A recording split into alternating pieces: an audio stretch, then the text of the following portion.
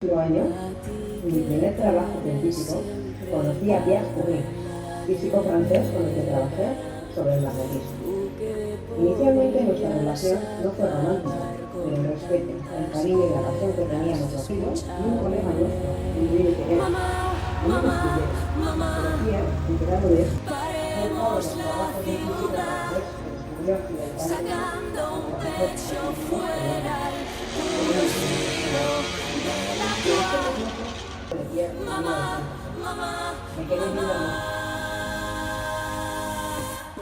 Soy Madalena Carmencilla Galo Caldera.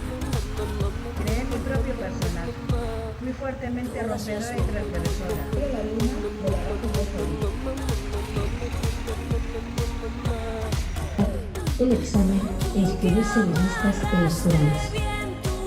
En mi obra, cuando terminé mis estudios, contraje matrimonio. A partir de